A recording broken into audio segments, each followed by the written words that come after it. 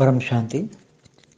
आज मैं बताऊंगा कि धरती पर वायुमंडल तमो प्रधान कौन बनाता है, क्यों बनता है और इसकी धरती पर इफेक्ट आत्माओं में, मनुष्य आत्माओं में, जानवरों में, जो भी जीव है उनमें, प्रकृति पर, प्रकृति के पांचों तत्वों पर क्या इफेक्ट होती है वो मैं जरा बताऊंगा।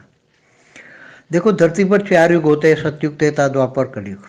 मैंने पहले भी कई बार बताया कि सतयुग के अंदर अच्छी आत्माएं होती, एकदम सतोप्रधान आत्माएं होती हैं।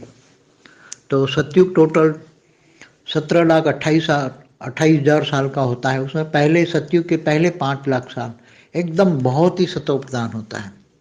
सभी जो मनुष्य आत्मा हो, चाहे जीवात्मा हो, चाहे प्राणी हो, पशु हो, पंखी हो, जो भी हो, चाहे प्रकृति के पांचों तत्व, एकदम सतोप्रधान।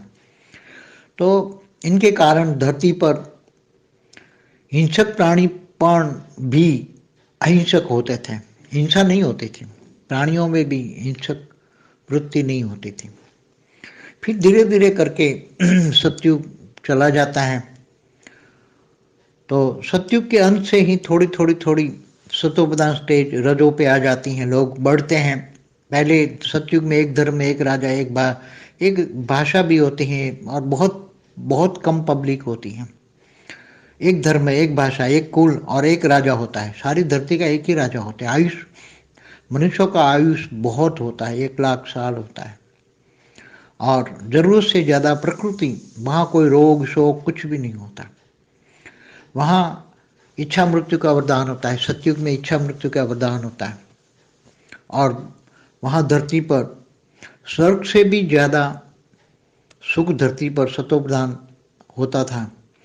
तो स्वर्ग से भी सारे इंद्र की अप्सराएं, इंद्र के जो देवताएं भी धरती पर, देवता और देवी देवता भी स्वर्गलोक से धरती पर आते थे घूमने फिरने। धरती एक बगीचा था, गार्डन था, यहाँ खुशबू थी। प्रैक्टिकल में जो जंगल थे उसमें फूल फल फ्रूट इतने थे कि उनकी सुगंधी ऐसी थी, ऐसी सुगंधी थी, वैरायटी सुगंधी सतयुग में, कि वो सुगंधी लेकर ही उनको खाने पीने की जरूरत नहीं पड़ती थी। सतयुग के पहले 5 लाख साल में इस सुगंधी से ही उनका मन भर जाता था और मन भर जाता था। तन तो बहुत हल्का था। प्रकृति के पांचों तत्व एकदम हल्के थे। जल और मिट्टी भी एकदम हल्की थी। पृथ्वी भी एकदम हल्की होती है, भारीपन नहीं होता। तत्वों में भारीपन, पांचों तत्वों में हल्कापन होता है। तो शरीर भी हल्का होता है। तो जो स्वर्ग लोक से जो देवी देवता आते थे, दूसरे लोक से भी आते थे, गांधर किन्नर यक्ष सब आते थे। तो मृत्यु लोक में आकर ये लोग, ये बगीचा था, गार्डन था, धरती पर आकर ये बहुत घूमने आते थे, फिरने आते थे। और इससे ऊपर भी महालोक से भी आते थे कि चलो घूम आते फिर आते हैं। ऐसे करते करते सतयुग में ज़्यादा पब्लिक बढ़ जाती है अंत तक। और फिर धीरे धीरे जब पब्लिक बढ़ती है तो थोड़ी डिमांड बढ़ती है, लोगों की थोड़ी नेगेटिव सोच होती, मेरा तेरा हो जाता है। और त्रेता शुरू होता है तो त्रेता में फिर रजोप्रधान, सतयुग के अंत में रजोप्रधान स्टेज आत्माओं की, मनुष्य आत्माओं की। जब मनुष्य आत्माओं के वाइब्रेशन से ही वायुमंडल बनता है, वायु तत्व बनता है। तो वायु तत्व में जब रजोप्रधान स्टेज आती है तो धीरे धीरे चारों ओर वायुमंडल से लोगों के श्वास में वायु जाता है। वायु तत्व जब जाता है तो लोगों को श्वास में जब वायु तत्व सूक्ष्म शरीर को इफेक्ट करता है, सभी के, चाहे प्राणी हो, पशु हो, पंखी हो, मनुष्य हो, सभी के सूक्ष्म शरीर को इफेक्ट होता है। तो कारण शरीर इफेक्ट होता है और कारण शरीर के जो कारण शरीर मन के कारण कारण शरीर बनता है। मन के सोचने के कारण, मन के कर्मों के कारण, मन के कारण कारण शरीर बनता है। वो कारण शरीर इफेक्ट होता है और मन थोड़ा थोड़ा दूषित होने लग जाता है, रजो प्रधान बन जाता है। फिर धीरे धीरे मेरा तेरा पब्लिक और बढ़ जाती है। ऊपर से लोग बहुत आते हैं, ऊपर से दूसरे लोगों से भी ऊपर से आते हैं, ऊपर और भी आते हैं और तेता के अंत तक काफी रजों से भी धीरे धीरे धीरे धीरे जो सत्व गुण तो चला गया, रजो प्रधान भी अब तमो प्रधान की ओर धीरे धीरे धीरे सत्व रजो और तमो, थोड़ा थोड़ा तमो प्रधान स्टेज त्रेता के अंत में आती है और पूरा द्वापर रजो और तमो का मिश्रण से द्वापर चलता है। और जब कलह युग आता है तब ऊपर से बहुत आत्माएं आती हैं, दूर से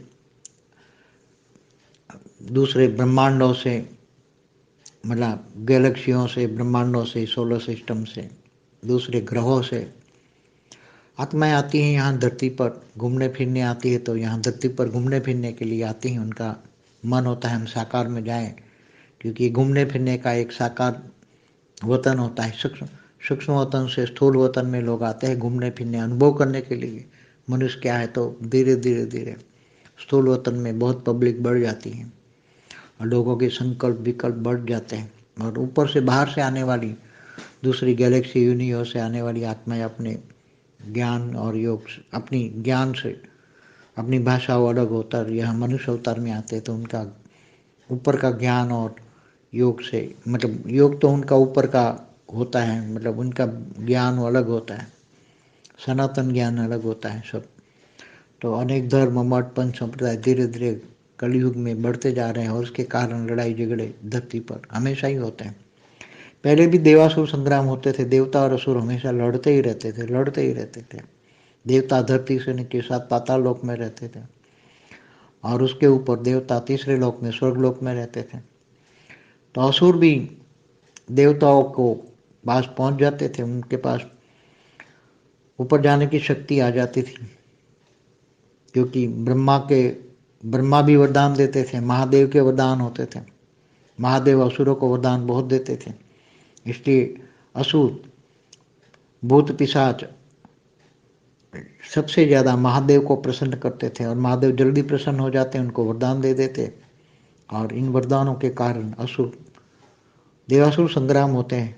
देवता और असुरों के बीच बहुत युद्ध होता है, इसमें असुर भी स्वर्ग लोक के मालिक बन जाते हैं और देवताओं को दर दर भटकना पड़ता था। तो धीरे धीरे वायुमंडल तमो प्रदान होता है, फिर शंकर द्वारा विनाश करने का टाइम आता है। विनाश बार बार विनाश करना पड़ता है, बार बार विनाश करना पड़ता है, लोगों को पब्लिक करनी पड़ती, पब्लिक बढ़ जाती हैं, लोग सारे प्राणी पशु पंखी तमो प्रधान बन जाते हैं। प्रकृति के 5 तत्व इम्बैलेंस हो जाते हैं, तमो प्रधान बन जाते हैं। तो नेचुरल कैलेमिटी आती है, जो आज देख रहे हैं सब कुछ तमो प्रधान तमो प्रधान। तो फिर विनाश शंकर द्वारा विनाश कराया जाता है। तब जो तमो प्रधान आत्मा है, जो महापापी हैं, वो ऐसे मनुष्य जीव जंतु सब खत्म हो जाते हैं। थोड़े कुछ बहुत कम बच जाते हैं, बहुत कम, ना के बराबर 1% या 2% बच जाते हैं। वो फिर सतयुग में ट्रांसफर होते हैं और फिर वो सुधर जाते हैं, एकदम सुधर जाते हैं, वायुमंडल एकदम सतो प्रधान हो जाता है और फिर सतयुग शुरू होता है। तो सतयुग त्रेता द्वापर कलयुग, ऐसा पूरा वायुमंडल सतो रजो तमो बनता रहता है। लोग भी इसकी इफेक्ट, लोगों के संकल्पों की इफेक्ट से वायुमंडल बनता है। वायु तत्वों की इफेक्ट जल पर, धरती पर भी बनती है और प्रकृति के 5 तत्वों पर बनती है। और धीरे धीरे सब कुछ शंकर द्वारा विनाश करके बदलते हैं। इसलिए अर्ध प्रलय, प्रलय, कल्प प्रलय, फिर महाकल्प प्रलय, महाकाल प्रलय होते रहते हैं। परम शांति। బేహద్ పరం మహాశాంతి. బేహద్ బాపూజీ బేహద్ పిల్లలకి ప్రకృతి యొక్క పంచతత్వాలు గలటువంటి వాయుమండలం ఎందుకు దూషితమైంది, ఎవరు చేశారు అనేటువంటి టాపిక్ గురించి చెప్పిన హిందీ వీడియోని మీరు ఇప్పటివరకు విన్నారు. దీనికి తెలుగు అనువాదం బాపూజీ అందరికీ పరం శాంతి చెప్తూ ఉన్నారు. ఈరోజు నేను భూమిపైన వాయుమండలం తమో ప్రధానంగా ఎవరు తయారు చేశారు అనే విషయం గురించి చెప్తూ ఉన్నాను. ఎందుకు తయారు చేశారు, భూమిపైన దీని యొక్క ఎఫెక్ట్ ఆత్మ లోపల కూడా ఎలా జరిగింది, మనుష్య ఆత్మ లోపల, జంతువుల లోపల, ఏ జీవ జంతువులైనా సరే వాటి లోపలికి ఈ తమో ప్రధానమైనటువంటి వాయుమండలం చేరిపోయింది. ప్రకృతి పైన, ప్రకృతిలోని పంచతత్వాల పైన కూడా ఎఫెక్టు ఈ తమో ప్రధాన సంకల్పాల వైబ్రేషన్స్ ఎలా అయినవి అనేది ఇప్పుడు నేను మీకు కొద్దిగా చెప్తాను అంటున్నారు బాపూజీ. చూడండి, ఈ భూమి మీద చతుర్యుగాలు జరుగుతూనే ఉంటాయి. అవి సత్యతేత, ద్వాపర, కలియుగాలు. నేను చాలాసార్లు వీటి గురించి ముందే చెప్పాను. సత్యయుగం లోపల చాలా మంచి ఆత్మలు ఉంటారు. వారు పూర్తిగా సతో ప్రధాన ఆత్మలే అని చెప్తూ ఉన్నాను. సత్యయుగము టోటల్గా 17,28,000 సంవత్సరాలు. దానిలో సత్యయుగం ఫస్ట్ 5,00,000 సంవత్సరాల వరకు పూర్తిగా సతో ప్రధాన ఆత్మలే ఉంటారు. వాళ్ళు మానవాత్మలుగా ఉంటారు, అంటే జీవాత్మలుగా ఉన్న అక్కడ ఉన్నటువంటి ప్రాణులు, పశుపక్షాదులు ఏవైనా సరే పూర్తిగా సతో ప్రధానంగానే ఉంటారు. ప్రకృతి పంచతత్వాలు ఉన్నప్పటికీ సతో ప్రధాన తత్వాలుగా ఉంటాయి. అవి సుఖదాయిగా ఉంటాయి, ఆనందదాయకంగా ఆనందాన్ని జీవాత్మలందరికీ ఇస్తూ ఉంటారు. అందుకనే ఆ ప్రకృతితోటి ఆత్మలందరూ శాంతిగా, సుఖంగా, ఆనందంగా కూడా ఉన్నారు. పంచతత్వాల ప్రకృతితోటి వారికి ఎటువంటి బాధ, నష్టము, దుఃఖము అనేది ఏమీ లేదు. ఈ కారణం వల్ల భూమిపైన హింసాత్మక ప్రాణులు కూడా అహింసగా ఉంటాయి. అంటే ఆవు, పులి ఒక రేవున నీరు తాగుతుంది. పులి హింసాత్మకమైన ప్రాణి కదా. అయినప్పటికీ కూడా ఈ సతో ప్రధాన వాతావరణము, ప్రకృతి ప్రభావం వల్ల దాని యొక్క అహింస అనేది మర్చిపోతుంది. ప్రాణుల్లో కూడా హింసాత్మక వృత్తి అనేది పోతూ ఉంటుంది. నెమ్మదిగా సత్యుగం ఇంకా నడుస్తూ ఇలాగా 5,00,000 దాటి 6,00,000, 7,00,000 అయ్యేటప్పటికి ఇక సత్యుగం ఎండింగ్కి వచ్చేటప్పటికి అనుకోండి, కొద్దిగా ఈ తమో ప్రధాన స్టేజిలోనే సతో సామాన్యంగా రజో ప్రధానం కూడా కొద్దిగా వచ్చేస్తూ ఉంటుంది. ఎందుకు అంటే సత్యుగంలో జనాభా పెరిగిపోతూ ఉంటారు, జనరేషన్ పెరుగుతూ ఉంటుంది సహజంగా. ఫస్ట్ సత్యుగంలో ఒకే ధర్మము, ఒకే మతము, ఒకే రాజ్యము, ఒకే భాష ఉంటుంది. ఇక మతం అనే పేరు అక్కడ లేనే లేదనుకోండి. చాలా తక్కువ పబ్లిక్ ఉండేవాళ్ళు ఫస్ట్. అందుకనే ఒకే ధర్మం, ఒకే భాష, ఒకే కులం, రాజకులంగా ఉంటూ ఉండేవాళ్ళు. భూమిపైన మొత్తానికి కూడా ఒకే రాజు ఉండేవారు, పృథ్వీరాజ్. ఈ భూమి మీద మొత్తానికి ఒకరే రాజుగా రాజ్యం చేస్తూ ఉండేవాళ్ళు. మానవుల యొక్క ఆయుష్ కూడా చాలా ఉంటుంది, 1,00,000 సంవత్సరాల పైనే ఉంటుంది. తప్పకుండా ఇది ప్రకృతి యొక్క ప్రభావము, ఆత్మ యొక్క పవరు, వారి యొక్క పుణ్య కర్మ యొక్క సిద్ధాంతము, కర్మల ఫలితము అనే చెప్పవచ్చు. అవసరానికంటే ఎక్కువ ప్రకృతి అక్కడ ఎటువంటి బాధ అనేది కలిగించదు, రోగము, శోకము అనేది లేదనే చెప్పవచ్చు. ఇక ఇచ్చా మృత్యు అనేది ఉంటుంది. 1,00,000 సంవత్సరాలు జీవించిన తర్వాత ఇంక జీవించలేం అని అనుకున్నప్పుడు వారు స్వతంత్రంగానే వాళ్ళ ఇష్టానుసారంగానే శరీరం వదిలేయటం అనేది అక్కడ ఉంటుంది. ఈ యొక్క వరదానం సత్యుగి మానవులకి లభించింది. అక్కడ భూమిపైన స్వర్గం కంటే కూడా ఎక్కువ సుఖం ఉంటుంది. అంటే స్వర్గం ఉంది సత్యుగం భూమి మీద నడిచేటప్పటికి. అయినప్పటికీ కూడా ఈ భూమి మీద ఆ స్వర్గ సుఖాల కంటే కూడా ఎక్కువ ఆనందము, సుఖము భూమి మీద ఉన్నది. ఎందుకని? సతో ప్రధానం ఉన్న కారణం వల్ల. స్వర్గంలోని ఇంద్రుడు కూడా మరి అప్సరసలు, దేవతలు భూమి మీదకి వచ్చి వెళ్తూ ఉంటాం. దేవీ దేవతలు కూడా స్వర్గం కంటే కూడా భూమి మీద ఉండటం ఇష్టపడటము, వస్తూ వెళ్తూ ఉండటం, తిరగటం అనేది జరుగుతూ ఉంటుంది. భూమి వాళ్ళ పిక్నిక్ ప్లేస్ లాగా ఉంటుంది, ఒక తోటలాగా, గార్డెన్ లాగా ఉంటుంది. ఇక్కడ ఆనందము, సువాసనలు ప్రాక్టికల్గా సాకార శరీరంతో అనుభవించటం అనేది వాళ్ళకు జరుగుతుంది. దేవతలు అంటే 3 తత్వాల్లో ఉండేవాళ్ళు కదా, వాళ్ళు భూమి మీదకి వచ్చేటప్పటికి సాకార శరీరాన్ని ధరించాల్సి వస్తుంది. ఇది ప్రాక్టికల్గా అడవుల్లోనూ, పూల తోటలుగాను, ఫలాలు అన్నీ కూడా చాలా సుగంధభరితంగా ఉంటూ ఉండేవి. ఇటువంటి సుగంధము, వెరైటీ సత్యుగంలో కూడా లేదనే చెప్పవచ్చు. సత్యుగం కంటే కూడా సుగంధం మరి ఆహార వ్యవహారంలో తప్పకుండా ఇక్కడ ఉంటుంది. ఇక సత్యయుగంలో అయితే తినటానికి తాగటానికి ఏమీ ఉండదు. అక్కడ ఆకలి దప్పులు అనేవి ఉండవు కదా. కానీ ఈ సత్యయుగంలో ఆకలి దప్పులు భూమి మీద ఉన్నప్పటికీ కూడా చాలా ఆనందదాయకంగా సుగంధభరితమైన పూలు, పండ్లు, కాయలు ఇవన్నీ కూడా వాళ్ళకు లభిస్తూ ఉండేవి. సత్యయుగం యొక్క ఫస్ట్ 5 లక్షల సంవత్సరాలలో ఈ సుగంధము వారిని చాలా ఆకర్షిస్తూ మనసులో పూర్తిగా నిండిపోతూ ఉంటుంది. తనువు కూడా చాలా తేలిగ్గా ఉంటుంది. ప్రకృతి పంచతత్వాలు పూర్తిగా తేలిగ్గా ఉంటాయి అని. జలము మరియు మట్టి కూడా చాలా తేలిగ్గా ఉంటుంది. పృథ్వీ మీద ఒక్కసారిగా ఏమని చెప్పాలి అంటే చాలా తేలికగా శరీరము, మనసు, బుద్ధి అలా ఉంటుంది. భారము అనేది ఉండదు. ఇప్పుడు చూడండి, ప్రకృతి భారమైపోయింది, పంచతత్వాల శరీరము భారమైంది, దీనిలో మరి నీరు భారమైంది, భూమి తత్వము భారమైంది. మరి తత్వాల్లో భారము అనేది ఆ రోజుల్లో లేదు. ఇది ఇప్పుడు తమో ప్రధానం వల్ల వచ్చిందనే అనుకోవాలి, నెగిటివ్ పొల్యూషన్ వల్ల వచ్చింది అనుకోవాలి. సతయుగంలో పంచతత్వాలు చాలా తేలిగ్గా ఉంటాయి. అందుకని వారి శరీరం కూడా చాలా తేలిగ్గా ఉంటుంది. ఎవరైతే ఇక స్వర్గలోకం నుండి దేవీ దేవతలు వస్తూ ఉంటారో వారు వేరే లోకం నుండి కూడా వచ్చిన వాళ్ళు కూడా ఉన్నారు. దేవతలే కాదు, గంధర్వులు, కిన్నెరులు, యక్షులు అందరూ కూడా వస్తూ ఉంటారు.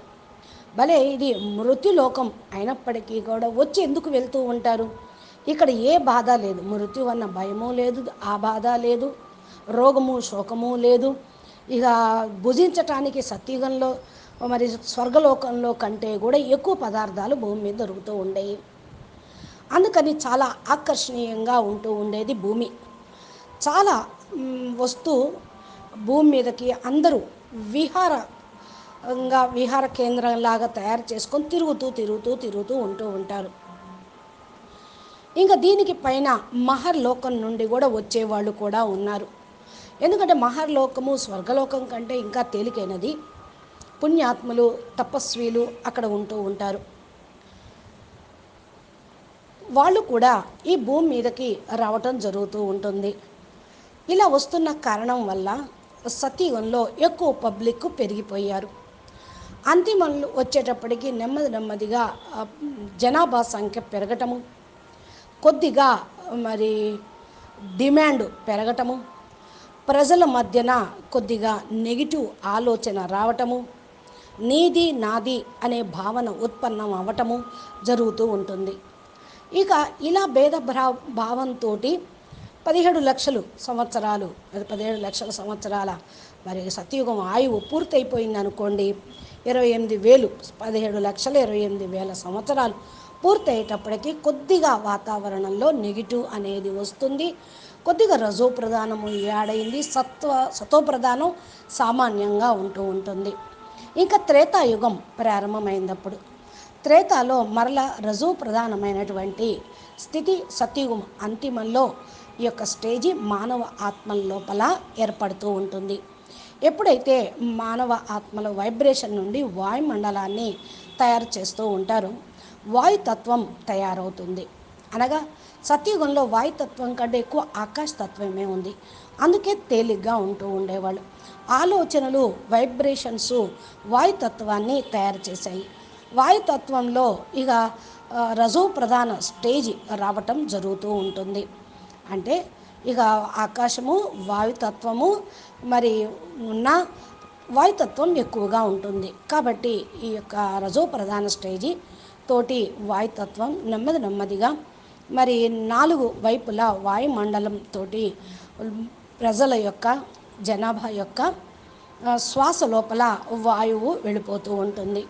ఇలా వాయుతత్వం ఎప్పుడైతే మరి వెళ్ళిపోతూ ఉందో వారి యొక్క సూక్ష్మ శరీరం ఎఫెక్టు పడుతూ ఉంటుంది, అంటే ప్రభావితం అవుతూ ఉంటుంది. అందరి యొక్క శరీరాల్లో వాయుతత్వం ఎక్కువగా ఈ జొరబడింది. కొంచెం ఆలోచనలు, వైబ్రేషన్తో కూడినది. ప్రాణుల్లో కానీ, పశువుల్లో కానీ, పక్షుల్లో కానీ, మనుషుల్లో కానీ అందరి యొక్క సూక్ష్మ శరీరం దీనికి ప్రభావితం అవుతుంది. వెంటనే కారణ శరీరం కూడా ప్రభావితం అవుతూ ఉంటుంది. మనసు యొక్క కారణమే కదా కారణ శరీరం, మనసుతోటే కదా అయ్యేది.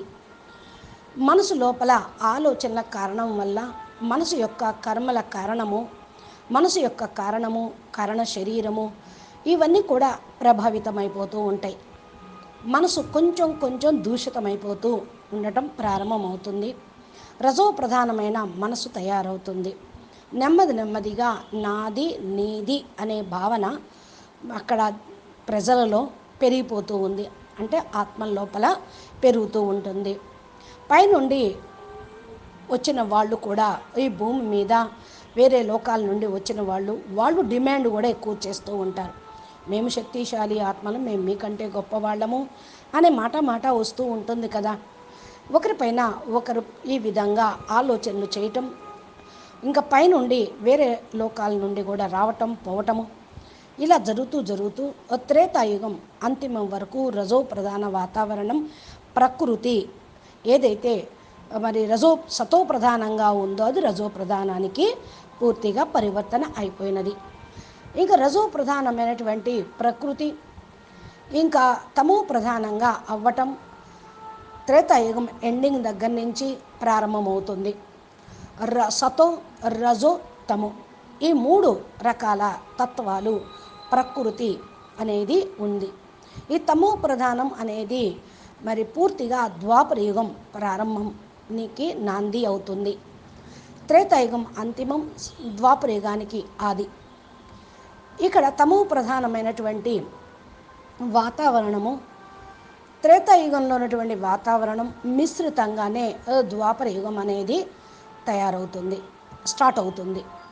ఎప్పుడైతే ఇక మరి కలియుగం వచ్చేసిందో పైనుండి చాలామంది ఆత్మలు రావటం, ఇంకా దూరం వేరే బ్రహ్మాండాల నుండి, గెలాక్సీల నుండి, సోలార్ సిస్టమ్స్ నుండి, వేరే గ్రహాల నుండి ఆత్మలు రావటం జరిగింది.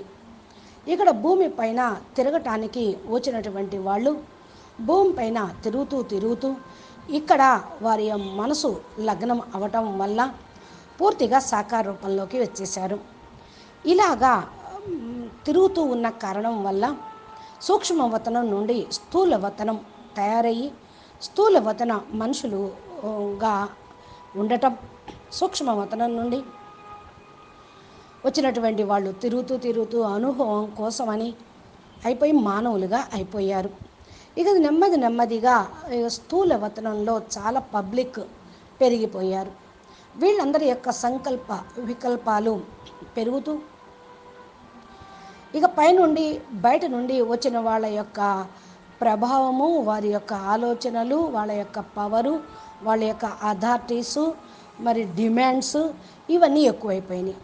అంటే గెలాక్సీ నుండి వచ్చిన వాళ్ళు, యూనివర్స్ నుండి వచ్చినటువంటి వాళ్ళు జ్ఞాన యోగాలు, తమ యొక్క జ్ఞాన యోగాలతోటి మరి వారి భాష వేరుగా ప్రవేశపెట్టడము, మానవుల యొక్క అవతారంలోకి రావటము, అక్కడ ఉండే హయ్యర్ పవర్ కలిగినటువంటి డైమెన్షన్లో ఉన్నటువంటి ఆత్మలు కూడా పైనున్న జ్ఞానము యోగమును కింద చెప్పటము, వాళ్లకు ఇతరుల మీద దీని ప్రభావాన్ని చూపించటము, వాళ్ళు జ్ఞానం ఇవ్వటము జరుగుతూ ఉంది. సనాతన జ్ఞానము వేరైపోయింది.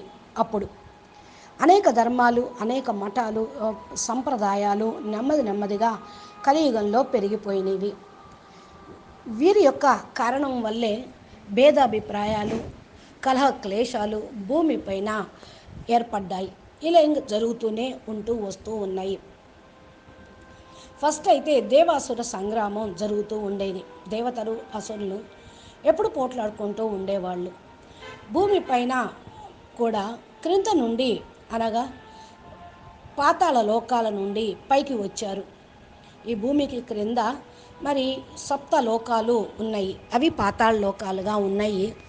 వీళ్ళందరూ కూడా పైకి వచ్చి దేవతలు 3వ లోకంలో ఉన్నటువంటి వాళ్ళు, స్వర్గలోకంలో ఉన్న వాళ్ళ దగ్గరికి కూడా వెళ్తూ ఉండేవాళ్ళు. వెళ్ళి అధికారం పెత్తనం కోసం పవర్లను చూపించి పోట్లాడుకుంటూ ఉండేవాళ్ళు. యుద్ధాలు జరుగుతూ ఉండేవి. అసురులు కూడా దేవతల దగ్గరికి చేరుకోవటం అనే శక్తి వాళ్ళకు కూడా ఉంటుంది. తపస్సు చేసి బ్రహ్మ ద్వారా శివుడి ద్వారా వరాలు పొందిన వాళ్ళు ఉన్నారు. ఇంకా ఇలాగా వారి దగ్గరికి పైకి వెళ్ళటము అనేటువంటి శక్తిని పొందారు వాళ్ళు. బ్రహ్మ కూడా వరదానం ఇచ్చేవాడు, మహాదేవుడు వరదానం ఇచ్చేవారు. మహాదేవుడు అసురుల యొక్క దేవుడుగా, వాళ్ళకి ఎక్కువగా బోలా శంకరుడుగా, బోలా మహాదేవుడిగా, భోలానాథ్గా వరాలు ఇవ్వటం జరుగుతూ ఉండేది. ఇలాగా అసురులు భూత పిశాచాలు ఎక్కువగా మహాదేవుణ్ణి ప్రసన్నం చేసుకుంటూ ఉండేవాళ్ళు. మహాదేవుడు తొందరగా బోలా శంకరుడిగా ప్రసన్నమైపోతూ ఉండేవాడు. అందుకని వరదానాలు ఇస్తూ ఉండేవాళ్ళు. ఈ వరదానాల కారణం వల్ల అసురులు శక్తిశాలిగా అయిపోతారు. ఈ దేవతల పైన సంగ్రామాన్ని ప్రకటింపజేస్తూ ఉంటారు. ఇక యుద్ధం జరుగుతూ ఉంటుంది మధ్యన, దేవతలకి అసురుల మధ్యన యుద్ధం జరుగుతుంది. ఇలాగా మరి అసురులు కూడా స్వర్గలోకానికి మాలిక్గా అయిపోతూ ఉంటారు. దేవతలు మరి ఇల్లు ఆ స్వర్గాన్ని వదిలిపెట్టి భూలోకానికి వచ్చి వేరే వేరే లోకాల్లో మరి భ్రమిస్తూ ఉండాల్సి వస్తూ ఉంటుంది. ఇలాగా ఈ సంకల్పాల వలన వాయుమండలంలో పూర్తిగా తమో ప్రధానం అనేది వచ్చింది. మరి శంకరుడు ద్వారా వినాశనము అనేటువంటి టైం కూడా వచ్చినప్పుడు మాటి మాటికి అర్ధప్రళయం, జలప్రళయం అనేది వినాశనం చేయాల్సి వస్తూ ఉంటుంది. మరి జనాభా పెరిగినప్పుడు మరి ప్రాణుల్ని, పశువుల్ని, పక్షుల్ని తమో ప్రధానంగా అయినప్పుడు వాళ్ళని రక్షించాలి. ప్రకృతి పంచతత్వాలు ఇన్బ్యాలెన్స్డ్ అయిపోతే దీన్ని చూసుకోవాలి. ఈ తమో ప్రధానంగా ఆయన దాన్ని సమాప్తం చేయుటకు ప్రకృతి వైపరీత్యాలను తీసుకురావటం అనేది చేస్తూ ఉంటారు. ఈ రోజుల్లో మనం చూస్తూనే ఉన్నాం. ఇదంతా తమో ప్రధాన వాతావరణం వల్లే నేచురల్ క్లైమేటీస్ అనేవి వస్తూ ఉన్నాయి.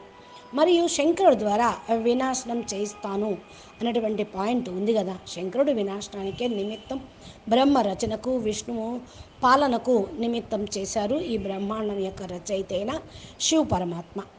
మరి ఎప్పుడైతే మరి తమో ప్రధాన ఆత్మలు, తమో ప్రధానమైన వాతావరణము, మరి మహాపాపి ఆత్మలుగా మనుషులు, జీవ జంతువులు మళ్ళీ అందరూ కూడా ఈ యొక్క మహా వినాశనంలో అంటే పూర్తిగా సమాప్తం అవుతారు. జలప్రళయం, అర్ధప్రళయం, ప్రళయం అప్పుడు కొద్దిమంది మంచి ఆత్మలు 1-2% మాత్రమే రక్షించబడతారు. వీళ్ళు చాలా తక్కువనే చెప్పవచ్చు. మరలా సత్యయుగం స్టార్ట్ అవుతూ ఉంటుంది. అక్కడికి వీళ్ళు ట్రాన్స్ఫర్ అవుతూ ఉంటారు. మళ్ళా వాతావరణం బాగుపడుతూ ఉంటుంది. మళ్ళా వాయుమండలం ఏకదం సతో ప్రధానంగా అయిపోతుంది. సత్యయుగం ప్రారంభమవుతుంది. ఇలా సత్య, త్రేత, ద్వాపర, కలియుగాలు జరుగుతూ ఉంటాయి. పూర్తి వాయుమండలం సతో ప్రధానం, రజో ప్రధానం, తమో ప్రధానంగా అవుతూ మరలా జరుగుతూ ఉంటుంది. ఇవన్నీ కూడా సంకల్పాల యొక్క ప్రభావం తోటి వాయుమండలం తయారవటం వలన ఇలాగ ప్రకృతి మారిపోతూ ఉంటుంది. వాయుతత్వం యొక్క ఎఫెక్టు జలతత్వం మీద, తర్వాత భూమి మీద కూడా పనిచేస్తూ ఉంటుంది. ఈ యొక్క ప్రకృతి పంచతత్వాలు ఈ విధంగా ఇన్బ్యాలెన్స్డ్ అయిపోతూ ఉంటాయి. మరలా నెమ్మదిగా శంకరుడు ద్వారా వినాశనం చేయించి మార్చేస్తూ ఉంటారు. అందుకని ఇది కల్ప ప్రళయము వరకు కూడా జరుగుతుంది. మహాకల్ప ప్రళయంలో మహాకాలుడు ప్రళయం చేస్తూ ఉంటాడు. అచ్చా, పరం శాంతి. నమస్తే, ధన్యవాదాలు. బేహద్కే బేహద్ పరం పరం మహాశాంతి హై, మహాశాంతి హై, మహాశాంతి హై. బాపూజీ దశరథ్ భాయ్ పటేల్ తెలుగు ఛానల్లో బాపూజీ ఇలాగా అద్భుతమైనటువంటి జ్ఞానము యొక్క వీడియోలు చాలా ఉన్నాయి. రోజు కూడా అప్లోడ్ చేస్తూ ఉంటారు తెలుగు ఛానల్లో. మీరు ఇలాంటి జ్ఞాన విషయాలు తెలుసుకోవాలి అంటే మా ఛానల్ని సబ్స్క్రైబ్ చేసి గంట సింబల్ని ప్రెస్ చేస్తే నోటిఫికేషన్ రూపంలో మీకు అందుతూ ఉంటాయి. మీరు లైక్ చేసి కామెంట్ పెట్టండి. అచ్చా, పరం శాంతి. నమస్తే.